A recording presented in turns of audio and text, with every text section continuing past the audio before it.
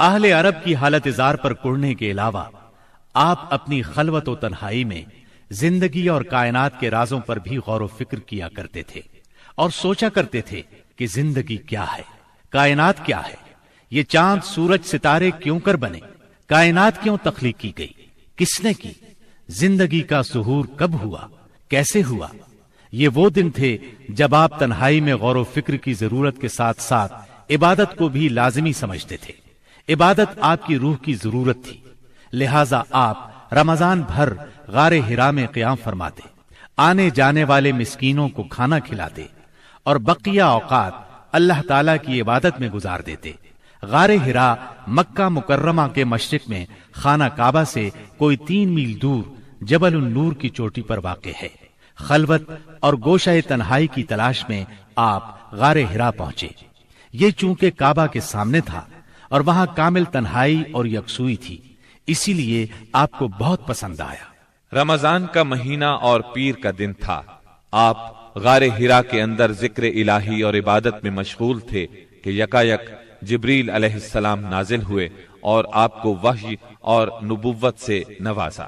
سیدہ عائشہ رضی اللہ عنہا فرماتی ہیں، رسول اللہ صلی اللہ علیہ وسلم پر وحی کا آغاز نیند میں اچھے خواب سے ہوا۔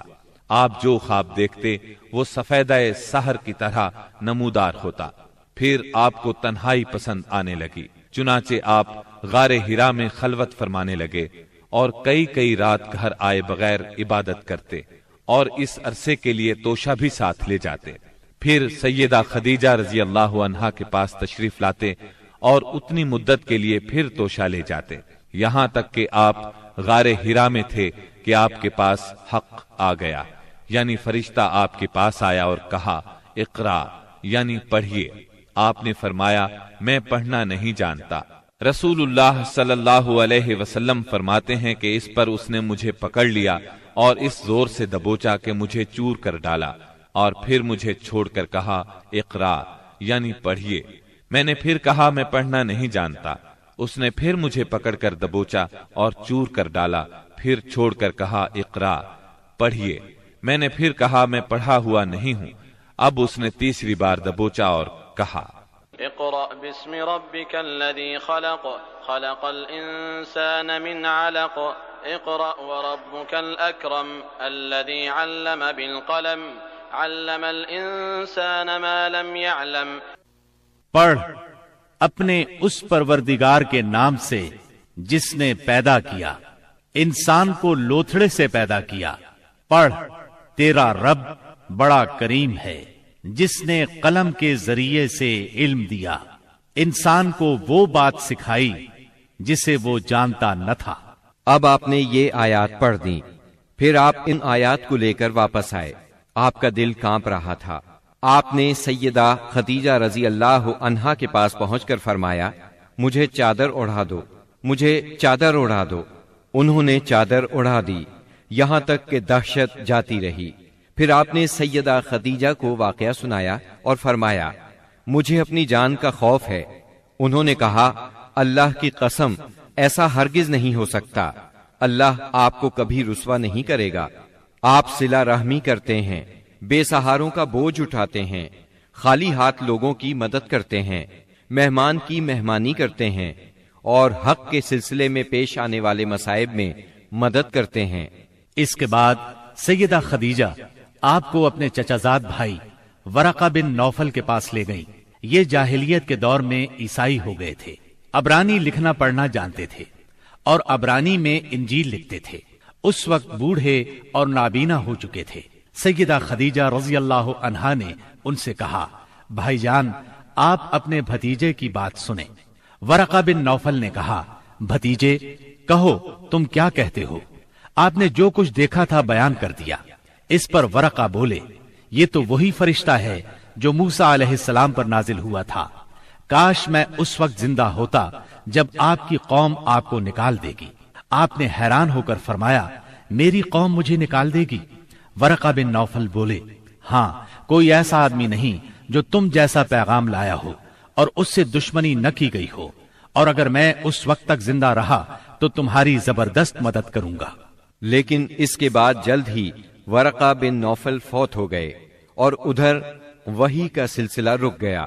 وحی کی بندش سے آپ کو سخت رنج و ملال ہوا، لیکن مصلحت الہی اسی میں تھی، کیونکہ اس طرح خوف جاتا رہا، معاملے کی نوعیت سمجھنے کا موقع ملا، اور دوبارہ وحی کی مشقت برداشت کرنے پر طبیعت صرف آمادہ ہی نہیں ہوئی بلکہ ایک گونا شوق اور طلب بھی پیدا ہوئی، اور آپ دوبارہ وحی کا انتظار کرنے لگے۔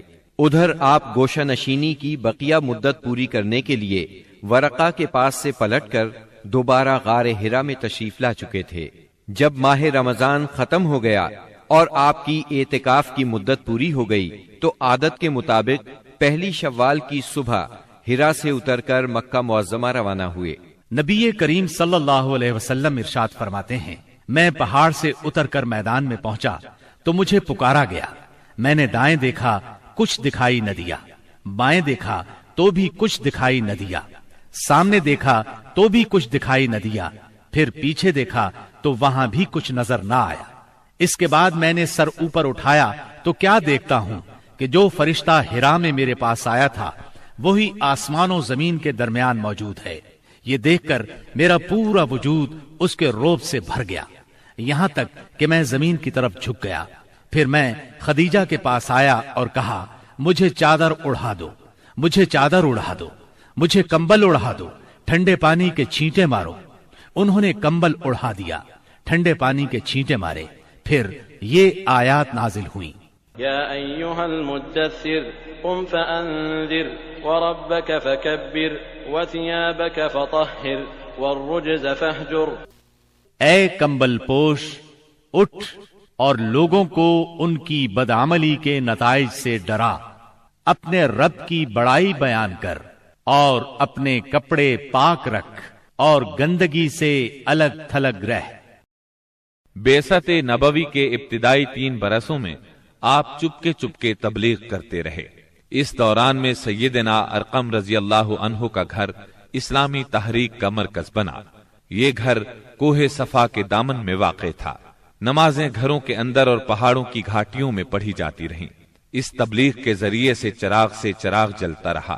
آپ نے سب سے پہلے ان لوگوں کو تبلیغ فرمائی جن کے آپ کے ساتھ تعلقات تھے۔ آپ کو اپنے ان قریبی ساتھیوں کی طرف سے مایوسی کا سامنا نہیں کرنا پڑا۔ عورتوں میں آپ کی زوجہ سیدہ خدیجہ رضی اللہ عنہا، غلاموں میں زید بن حارثہ رضی اللہ عنہ، مردوں میں سیدنا ابو بکر صدیق رضی اللہ عنہ، اور لڑکوں میں سیدنا علی رضی اللہ عنہ نے سب سے پہلے اسلام قبول کیا۔ خفیہ دعوت و تبلیغ کا یہ سلسلہ قریباً 3 سال تک جاری رہا۔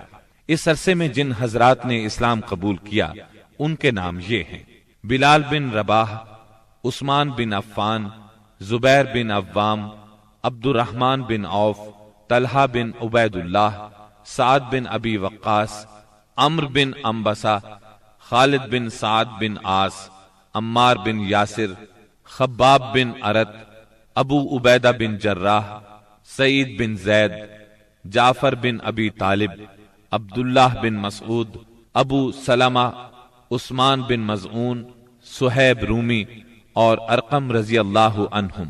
مجموعی طور پر قریباً 40 افراد نے اسلام قبول کیا۔ ان حضرات کو السابقون الاولون کہا گیا۔ اس خاموش تبلیغ کے نتیجے میں 40 افراد نے اسلام قبول کیا۔ اس طرح اسلام کی بنیاد مضبوط ہو گئی۔